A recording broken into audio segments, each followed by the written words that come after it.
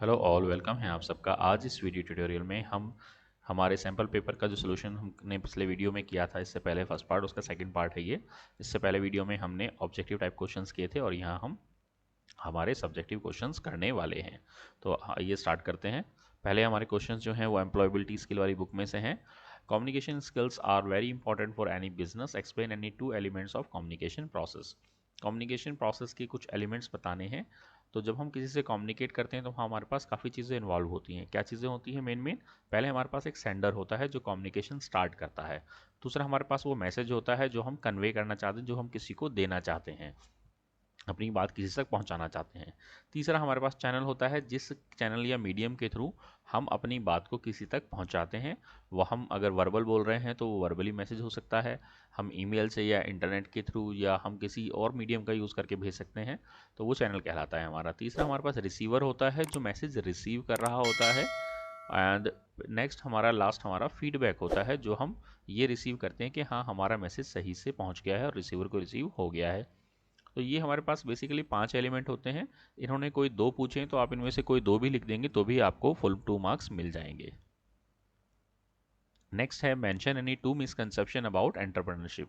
Entrepreneurship के बारे में 2 मिसकंसेप्शन क्या है? एंटरप्रेन्योरशिप पहले आपको पता होना चाहिए क्या होता है, और फिर आपको पता होना चाहिए मिसकंसेप्शन किसे कहते हैं। एंटरप्रेन्योरशिप का मतलब होता है कोई भी ऐसा बिजनेस जिसमें आपने कुछ नया किया है। यानी कि एक तो होता है हमारे फॉर्मल बिजनेस का तरीका है, जो पहले से होता है, जो जो बहुत टाइम से लोग करते आए हैं, उसी में आपने कुछ इनोवेटिव करा है, तो आप एंटरप्रेन्योरशिप कहलाता है वो चीज़ बेसिकली। तो इसमें मिसकंसेप्शन क्या है? मिसकंसेप्शन यानी जहाँ पर लोगों को इसके बारे में कुछ भ्रम है, गलत फहमी है, यानी उनका कंसेप्ट कुछ गलत है। वो क्या है? 2 पूछे हैं, हम कुछ इसमें कवर करेंगे। पहला मिसकंसेप्शन है that every business idea needs to be unique और स्पेशल। यानी कि हर बिजनेस आइडिया को यूनिक या स्पेशल होना ज़रूरी है। ज़रूरी नहीं है कि बिजनेस आइडिया यूनिक या स्पेशल हो, उसको इम्प्लीमेंट करने का तरीका आपका हो सकता है वो आप यूनिक ले सकते हैं। यानी बिजनेस जो हम मॉडल है वो हो सकता है पुराना हो, बट उसको करने का तरीका हमारा नया हो सकता है। Misconception we have is that a person needs lots of money to start a business. यानी बिजनेस स्टार्ट करने के लिए हमें बहुत सारे पैसे की ज़रूरत होती है। हो सकता है कुछ बिजनेसेस ऐसे हों जिनमें हमें ज़्यादा पैसे की ज़रूरत हो, बट ऐसा नहीं है कि सभी बिजनेस स्टार्ट करने के लिए हमें बहुत सारे पैसे की ज़रूरत होती है। हम अगर एक प्लानिंग करके अच्छी और उसको स्टार्ट भी कर देते हैं तो हमें इस इन्वेस्टमेंट मिलनी शुरू हो जाती है, अगर हमारी प्लानिंग और जो एग्जीक्यूशन है वो स्टार्टिंग अच्छी है तो। थर्ड, हमारा मिसकंसेप्शन ये हो सकता है काफ़ी लोगों का, that only persons having a big big businesses is an entrepreneur. यानी जिनके बिजनेसेस बहुत बड़े बड़े हैं वही लोग एंटरप्रेन्योर होते हैं। ऐसा नहीं है। जो छोटा सा काम भी कोई कर रहे हैं यूनिक वे में, एक अलग तरीके से, एक न्यू वे में, वो भी आप, चाहे वो छोटा ही काम है, बहुत वो लाखों या करोड़ों का नहीं है, वो हज़ारों भी कमा रहे हैं, तो वो भी एंटरप्रेन्योर कहलाएंगे, अगर वो उसमें कुछ इनोवेटिव तरीके से कर रहे हैं। A misconception we have is that entrepreneurs are born not made। ऐसा नहीं है। एंटरप्रेन्योर्स जो है, born का मतलब होता है पैदाइशी ऐसे नहीं होते हैं। हम अपनी वो स्किल्स बना सकते हैं कि किस तरीके से हम एंटरप्रेन्योर्स बन सकते हैं। हम इस चीज़ को सीख सकते हैं अगर हमें ये पसंद है तो। नेक्स्ट हमारा क्वेश्चन है, goal setting is very essential factors in your personal life, list the all smart method to set goals, explain a in brief. आपके कुछ गोल सेटिंग के स्मार्ट मेथड्स हैं जो आपको पता होना चाहिए। एग्जाम में इससे रिलेटेड एक ना एक क्वेश्चन ज़रूर आता है, ये बहुत इंपॉर्टेंट है। पहले हम समझते हैं हमारे स्मार्ट गोल क्या है। हमारे स्मार्ट गोल में SMART, ये ऐप की जो है शॉर्ट एब्रीविएशन है।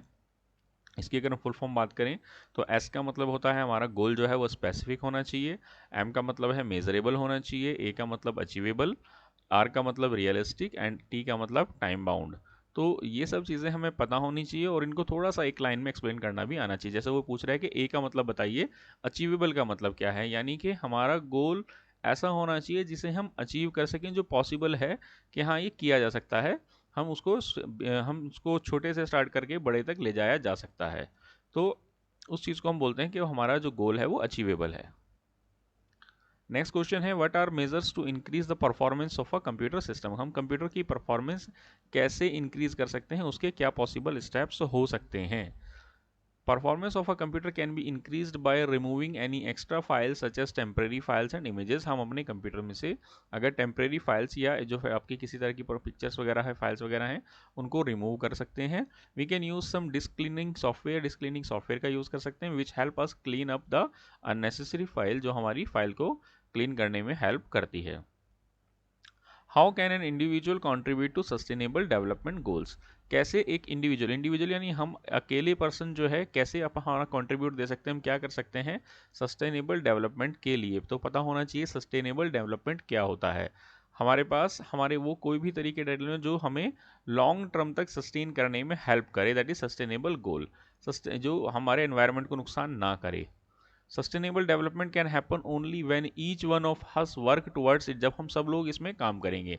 One has to become a responsible environment citizen who can protect the environment through our efforts, यानी हम सभी को रेस्पॉन्सिबल होना पड़ेगा, रेस्पॉन्सिबल सिटीजन बनना पड़ेगा जो आपके एनवायरनमेंट को प्रोटेक्ट करें हमारे अपने छोटे छोटे एफर्ट्स से। Who can help others to get quality education, और लोगों को एजुकेट करे कि किस तरीके से आप एनवायरनमेंट को बचा सकते हैं। By reducing inequalities in the society, और जो है सोसाइटी में इनइक्वालिटीज़ को दूर किया जा सके।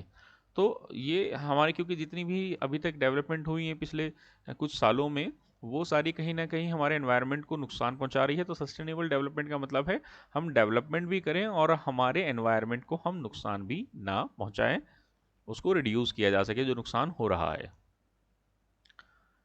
नेक्स्ट क्वेश्चन है हमारे पास हमारे मेन सब्जेक्ट में से, ये इससे पहले वाले क्वेश्चन सारे एम्प्लॉयबिलिटी स्किल में से थे। ये हमारी मेन आईटी बुक में से हैं। Differentiate between relative and absolute hyperlink with the help of an example. ये क्वेश्चन काफ़ी इंपॉर्टेंट है, मैं रिकमेंड करूंगा आप इसको बहुत अच्छे से करें। काफ़ी चांसेस हैं ये क्वेश्चन आपका एग्जाम में आ सकता है डायरेक्टली इनडायरेक्टली, कि रिलेटिव और एब्सोल्यूट हाइपरलिंक क्या होते हैं आपके एक एग्जांपल से इसको समझाइए। Absolute hyperlink stop working only if the target is moved. अगर हमारा जो टारगेट है जिस फाइल के लिए लिंक बनाया है हमने वो मूव कर जाता है तो एब्सोल्यूट हाइपरलिंक आपका काम नहीं करेगा। Relative hyperlink will stop working only if the source and target location changes relative to each other. और रिलेटिव हाइपरलिंक आपका तब काम करना बंद कर देगा जब वो आपका जो है उनकी जो रिलेटिव पोजीशन है वो चेंज हो जाएगी, यानी अगर वो सेम डायरेक्टरी में है या एक के पेरेंट डायरेक्टरी में, अगर वो चेंज हो जाए लोकेशन उनकी तो वो काम करना बंद कर देंगे। Suppose if you have two spreadsheet in the same folder linked to each other, you move the entire folder to new location, the relative hyperlink will not break a link। यानी अगर आपकी दो स्प्रेडशीट्स हैं जिसमें एक से आपने दूसरे पे लिंक बनाया है और रिलेटिव लिंक बनाया है, और दोनों फाइल को आप एक साथ मूव करते हो किसी दूसरी डायरेक्टरी में, तो क्योंकि उनकी रिलेटिव पोजीशन चेंज नहीं हुई है तो वो लिंक ब्रेक नहीं होगा। नेक्स्ट क्वेश्चन है what is the utility of text wrapping in a document. Text wrapping क्या होती है हमारे डॉक्यूमेंट में। हम हमारा जब डॉक्यूमेंट लिखते हैं और उसमें हम कोई इमेज, टेबल, कोई ग्राफिक्स या चार्ट वगैरह ऐड करते हैं तो उसके चारों तरफ टेक्स्ट कैसा नज़र आएगा, उस चीज़ को बोलते हैं हम text wrapping.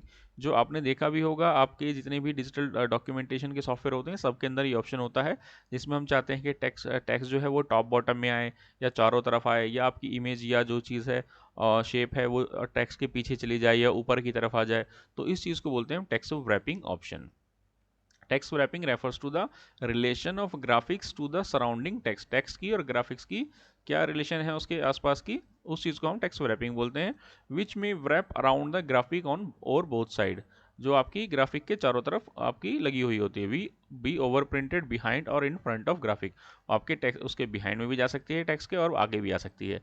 Treat the graphic as a separate paragraph और कैरेक्टर, और वो आपके उसको सेपरेट पैराग्राफ या कैरेक्टर की तरह ट्रीट किया जा सकता है।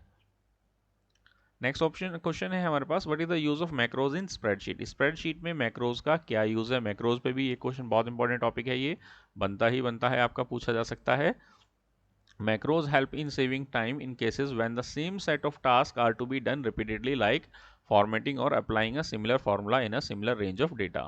यानी अगर हमें सिमिलर तरह की फॉर्मेटिंग या सिमिलर तरह का कोई डेटा है जिस पर सेम तरह की फॉर्म कुछ चेंजेस हमें या फॉर्मूलेज लगाने हैं, तो ऐसे टास्क के लिए ये हमारा काफ़ी यूजफुल होता है।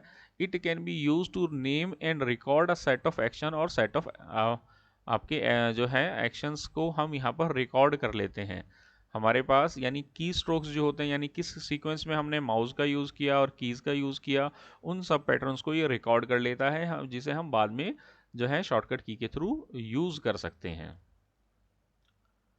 नेक्स्ट क्वेश्चन है right any two advantage of online shopping. Online shopping के क्या एडवांटेज हो सकते हैं? ये बहुत इजी क्वेश्चन है, कुछ इजी क्वेश्चन भी आते हैं। सबको पता है कि हम ऑनलाइन शॉपिंग क्यों करते हैं, किन केसेस में करते हैं। A customer does not have sufficient time to visit store. जब हमारे पास विजिट स्टोर करने का टाइम नहीं होता, क्योंकि हम ऑनलाइन शॉपिंग रात को 11 बजे, 12 बजे, सुबह सुबह 6 बजे भी कर सकते हैं, जो नॉर्मल विजिट हम किसी स्टोर में नहीं कर सकते हैं और टाइमिंग्स में। अ प्रोडक्ट और service that is not available in the local market and available online. यानी अगर हमारे पास कुछ ऐसे प्रोडक्ट हैं जो हमें नहीं पता कि मार्केट में कहाँ मिलेंगे या हमारी लोकल मार्केट में नहीं है, तो भी हम वो प्रोडक्ट ऑनलाइन मंगवा सकते हैं। तो काफ़ी केसेस में हम ऐसा करते भी हैं। डिफरेंशिएट बिटवीन प्राइमरी की एंड फॉरेन की। ये क्वेश्चन अगेन मैं कह रहा हूँ बहुत इंपॉर्टेंट है। प्राइमरी की में से और फॉरेन की में से क्वेश्चन आएगा। कंपोजिट की भी पूछ सकता है, लेकिन ये प्राइमरी की फॉरेन की तो काफ़ी ज़्यादा इंपॉर्टेंट है। क्या होती है basically? Primary key is a unique value that identify a row in a table very. इतना समझ लीजिए पहले इस छोटे से पार्ट को। प्राइमरी की वो यूनिक वैल्यू है या ये यूनिक कॉलम है जो आपकी रो के अंदर, टेबल के अंदर किसी रो को यूनिकली आइडेंटिफाई करे।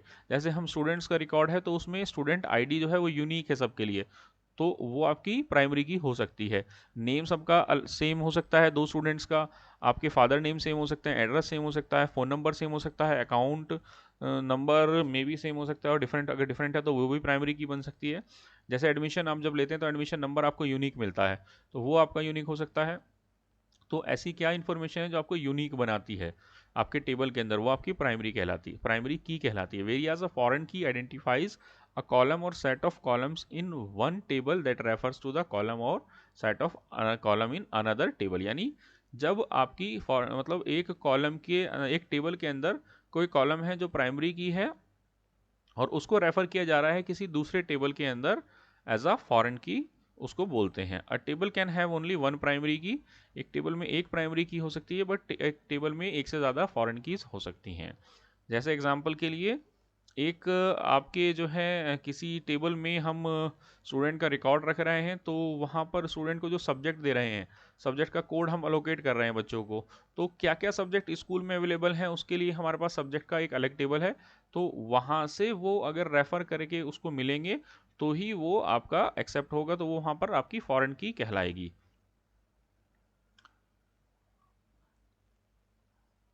इस प्राइमरी की और फॉरेन की के कंसेप्ट पे मैंने बहुत अच्छे से एक वीडियो बनाई हुई है, आप उसको अलग से चेक कर सकते हैं यूनिट 3 के अंदर, और कंसेप्ट आपका अच्छे से क्लियर हो जाएगा कि प्राइमरी की फॉरेन की क्या होता है, क्योंकि कंसेप्ट क्लियर होना ज़रूरी है।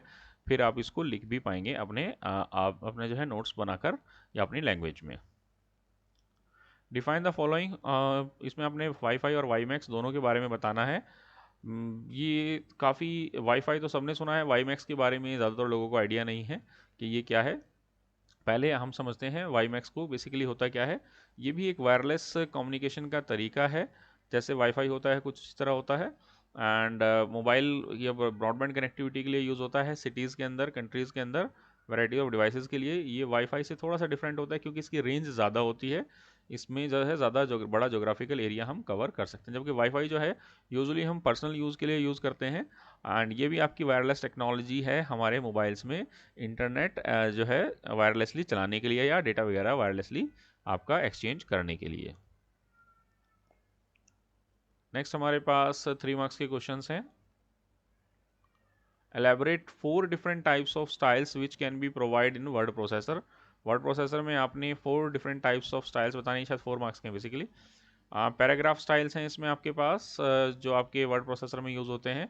जो ऑप्शंस हम पैराग्राफ के ऊपर लगाते हैं, यानी वो पैराग्राफ के पार्ट पे नहीं लगेंगे, किसी सिंगल छोटी सी लाइन पे या लाइन के पार्ट पे नहीं लगा सकते आप, किसी वर्ड पे नहीं लगा सकते, पूरे के पूरे आपके पैराग्राफ पर लगेंगे। जैसे अलाइनमेंट है, पूरे पैराग्राफ की एक साथ होती है, टैब स्टॉप है, लाइन स्पेसिंग है, बॉर्डर है, कैरेक्टर फॉर्मेटिंग है, ये सब हम पैराग्राफ के ऊपर लगाते हैं, तो इसको हम पैराग्राफ स्टाइल बोलते हैं। दूसरा कैरेक्टर स्टाइल, जो हम सिंगल कैरेक्टर पे भी लगा सकते हैं। तो वो जैसे आपको साइज चेंज करना है, बोल्ड इटैलिक करना है, तो ये आपका ये जो है कैरेक्टर्स पर भी लग जाते हैं, ज़रूरी नहीं कि पूरे पैराग्राफ पे एक साथ ही लगाएंगे आप, तो उसको कैरेक्टर स्टाइल बोलते हैं। सेल स्टाइल जो है वो आपके इसमें fonts, alignment, border, background option, number वगैरह ऑप्शन होते हैं। और ग्राफिक स्टाइल जो ग्राफिक्स के ऊपर लगते हैं, इसमें आपकी जो है लाइन एरिया, शेडो और ट्रांसपेरेंसी, फ़ॉन्ट कौन सा है, कनेक्टर क्या यूज़ करेंगे, डायमेंशंस क्या लेंगे, ये सब चीज़ें आती हैं जब हम कोई ग्राफिक इंसर्ट करते हैं तो उसके ऊपर अप्लाई होती है। और भी बहुत सारे होते हैं, आप कोई भी जो है उसमें से यहाँ लिख सकते हैं, 4 जो आपको ध्यान रहते हैं। डिफाइन द फॉलोइंग सब टोटल एंड कंसोलिडेटिंग। सब टोटल और कंसोलिडेटिंग क्या होता है, इसको एक्सप्लेन करना है। सब टोटल की अगर हम बात करें, subtotal adds data arrange in an array. Array का मतलब होता है लिस्टेड। लिस्ट यानी कि हमारे पास कुछ डेटा है जिसे हम अरेंज करना चाहते हैं तो वो सब टोटल के थ्रू कर सकते हैं। A group of cell with labels और 4 कॉलम्स और रोज। हमारे पास कुछ डेटा है जिसको हमने कुछ ही कॉलम के अंदर है और रोज में है, उसमें हमने लेबल, लेबल यानी कुछ नाम दिया हुआ है। It is available in data type. Data type के अंदर होता है। Using subtotal dialog we can add select array. Select array का ऑप्शन यूज़ कर सकते हैं वहाँ पर, यानी लिस्ट हमें क्या है जिसका सब टोटलिंग निकालनी है। और कोई भी स्टैटिकल फंक्शन यूज़ कर सकते हैं जैसे काउंट, मीन, मैक्स, हम उस पर लगा सकते हैं। यानी हम बता सकते हैं कि हम उसकी काउंटिंग करना चाहते हैं, उसमें से एवरेज निकालना चाहते हैं, उसका सम निकालना चाहते हैं, मिनिमम मैक्सिमम निकालना चाहते हैं, तो वो हम उस पर लगा सकते हैं। जैसे हमने कुछ मंथ का हमने कुछ डेटा लिया हुआ है, उसकी हमें सम या एवरेज निकालनी है तो वो सब टोटल से निकाल सकते हैं। For efficiency one must choose up to 3 groups of array to which to apply to function. यानी कम से कम 3 डेटा होना चाहिए जिसमें आप मिनिमम, मैक्सिमम या काउंट निकालना। जितना ज़्यादा होगा उतना अच्छा रिजल्ट आपको मिलेगा। कंसोलिडेट का मतलब होता है डेटा को इकट्ठा करना। कंसोलिडेट का मतलब ही यही होता है। Consolidate provide a graphical interface for copying data from one range of cell to another. यानी एक रेंज से डाटा अगर आप दूसरी जगह जो है कॉपी कर रहे हैं तो उसमें आपका कंसोलिडेट ऑप्शन यूज होता है। Then running one of a dozen function on data. Then उसके ऊपर वो फंक्शन अप्लाई करके हम ये काम कर सकते हैं। During consolidation the content of cell from several sheets can be combined in one place. यानी अलग अलग शीट से डेटा उठा के हम एक शीट में ला सकते हैं इस ऑप्शन का यूज करके। What precautions must be taken to improve online security. Online security के लिए हमें किन किन बातों का ध्यान रखना चाहिए। एंटीवायरस या एंटी स्पाईवेयर प्रोग्राम हमें अपने कंप्यूटर में इंस्टॉल करने चाहिए और ध्यान रखना चाहिए कि वो आपके अप टू डेट हों और रन करते रहें हमेशा। स्ट्रॉन्ग पासवर्ड हमें हमेशा अपना लगाने चाहिए जहाँ पर भी हमारे अकाउंट्स वगैरह है कंप्यूटर के अंदर या जो भी ऑनलाइन हमारे अकाउंट बने हुए हैं उसके अंदर। जो आप इसमें आपके अल्फ़ा न्यूमेरिक यानी अल्फ़ाबेट्स और नंबर्स भी होने चाहिए, स्पेशल कैरेक्टर्स भी होने चाहिए। तो एक जो है हमें स्ट्रॉन्ग पासवर्ड अप्लाई करना चाहिए सब जगह। सिक्योर ट्रांजेक्शंस करनी चाहिए। हमारे क्रेडिट कार्ड डिटेल्स वगैरह हम जहाँ डालते हैं बैंक्स वगैरह की, तो वहाँ पे HTTPS वाली साइट्स का ही यूज़ करें। एनक्रिप्शन सॉफ्टवेयर का यूज़ करें अपने डेटा को अनऑथराइज एक्सेस से बचाने के लिए। और बहुत सारी चीज़ें हैं जो हम फॉलो कर सकते हैं। ये कुछ हैं, आप अगर बुक के क्वेश्चंस करेंगे उसमें ये क्वेश्चन भी है और इसमें काफ़ी इससे ज़्यादा स्टेप्स मैंने दिए हुए हैं। What is DBMS? DBMS क्या है? Explain two advantage of DBMS। DBMS के 2 एडवांटेजेस बताइए। DBMS की अगर हम बात करें तो डेटाबेस मैनेजमेंट सिस्टम इसकी फुल फॉर्म है। Is a software package. Software है basically with computer programs that control the creation, यही मेन चीज़ है इसमें, that control the creation, maintenance and use of integrated collection of data records. इसका क्या मतलब है? इसका मतलब है ये कंट्रोल करता है आपके डेटा रिकॉर्ड्स को बनाना, उनको उनको मेंटेन करना, उनको यूज़ करना। यानी एक जगह हमने बहुत सारे रिकॉर्ड्स रख दिए हैं तो वो उनको रिकॉर्ड्स को बनाने का, मेंटेन करने का, उनको यूज़ करने का जो सारा मैनेजमेंट है वो आपका डेटाबेस मैनेजमेंट सिस्टम करता है। It allow organisation to conveniently develop databases for various application. ये अलाउ करता है अलग अलग आपकी डेटाबेस एप्लीकेशंस को के थ्रू के हम डेटा को बहुत अच्छे से मैनेज कर सकें। अगर ये डेफिनेशंस आपको क्लियर नहीं हो रही हैं तो आप जो है इंडिविजुअल चैप्टर वाइज जो क्वेश्चन आंसर्स हैं उनको फॉलो कर सकते हैं। वहाँ मैंने बहुत इजी लैंग्वेज में इन सभी क्वेश्चंस के आंसर दिए हुए हैं। और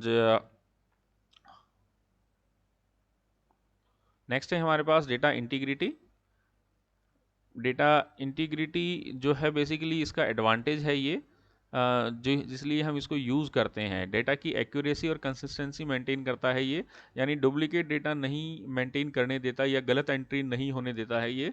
इसमें कुछ चेक रूल्स होते हैं, कंस्ट्रेंट होते हैं, कंडीशंस होती हैं जिसकी वजह से ये गलत डेटा की एंट्री को जो है एंट्री के टाइम पर ही रोक लेता है। उस चीज़ को बोलते हैं data integrity. Data sharing allow करता है, यानी एक जगह हम सेंट्रल सर्वर में डेटा को स्टोर करवाते हैं, नेटवर्क की हेल्प से अलग अलग जोग्राफिकल लोकेशंस पर उसको एक्सेस किया जा सकता है डेटाबेस सॉफ्टवेयर्स की हेल्प से। नेक्स्ट हमारे पास क्वेश्चन है, एक टेबल दिया हुआ है जो आपको नज़र आ रहा है। इसके अंदर कह रहा है कि आपने यहाँ पर इस टेबल में जो आपके कॉलम है, item number, item name, price, quantity, इनका टाइप और साइज़ बताना है। तो अगर हम ये टेबल बना रहे हैं डेटाबेस के अंदर, तो हम ये सब फील्ड्स किस टाइप, इनका टाइप क्या लेंगे और साइज़ क्या रखेंगे। तो मैंने रिकमेंडेशन के लिए यहाँ पर बनाया कि आइटम जो नंबर है वो आप इंटीजर ले सकते हैं, जिसका साइज़ आप 10 रख सकते हैं, और आइटम नेम के लिए हम वेरकेयर यूज़ कर सकते हैं और साइज़ 15 ले सकते हैं। ऐसे प्राइस है तो प्राइस क्योंकि डेसिमल में हो सकती है, तो 5,2 का मतलब है 5 डेसिमल प्लेस के लेफ्ट साइड और 2 राइट साइड में आपके आ सकते हैं। एंड क्वांटिटी इंटीजर में ले ली हमने, जो 3 डिजिट में ले ली, यानी 999 तक हम क्वांटिटी किसी चीज़ की ले सकते हैं। इसको हम बढ़ा भी सकते हैं, ये हमारे ऊपर है हम कितनी रखना चाहते हैं। नेक्स्ट है consider the following table item. ये टेबल के अंदर हमने कुछ आइटम्स एंट्री यहाँ पर कर दी है। उसके अकॉर्डिंग आपने बताना है कि अगर हम डिस्प्ले करवाना चाहते हैं total amount of each item, her item की टोटल अमाउंट हम देना चाहते हैं, तो हम कैसे करेंगे। And the amount must be calculated at the price multiplied quantity for each item. तो हम दोनों को मल्टीप्लाई करके जो है निकालेंगे कि टोटल उसका प्राइस कितना है। तो उसके लिए हम यहाँ पर जो है क्वेरी लगा सकते हैं, सेलेक्ट प्राइस इनटू में क्वांटिटी फ्रॉम आइटम, यानी आइटम वाले टेबल में से हमें प्राइस को क्वांटिटी से मल्टीप्लाई करके रिजल्ट देना है। इसमें हम जो है अगर आइटम नंबर भी देना चाहते हैं तो वो सेलेक्ट के बाद item number comma price into quantity दे सकते हैं, जिससे हमारे पास प्राइस आइटम नंबर भी आ जाए और हमारे पास उसका टोटल प्राइस भी आ जाए। नेक्स्ट इसी में क्वेश्चन है, display the details of items whose price is less than 50, यानी कौन से ऐसे आइटम्स हैं जिनकी क्वांटिटी, जिनकी जो प्राइस है वो 50 से लेस है। कैसे रिट्राइव करेंगे ये चीज़ हम क्वारी के थ्रू। तो इसके लिए हम क्वारी चलाएंगे, select star from item where price is less than 50। तो उससे हमारे पास क्या होगा, वही आइटम्स आ जाएंगे, वही आइटम के रिकॉर्ड्स आ जाएंगे जिनका प्राइस लेस देन 50 है। तो इसमें हमारे पास इतना ही है अभी फ़िलहाल पेपर में। इसके अलावा हम बुक के और इम्पोर्टेंट क्वेश्चंस भी कवर करेंगे टाइम टू टाइम। फ़िलहाल आप इसको प्रिपेयर कीजिए, जो टॉपिक वाइज आपके जितने भी क्वेश्चंस हैं बैक एक्सरसाइज के वो कवर कीजिए, इससे आपको आइडिया लगेगा। और इम्पोर्टेंट क्वेश्चन और इम्पोर्टेंट उसमें टाइम टू टाइम आपको शेयर करता रहूँगा। इस वीडियो में इतना ही। कोई क्वेश्चन है, डाउट है आपका, तो वो कमेंट में आप पूछ सकते हैं। Thank you very much.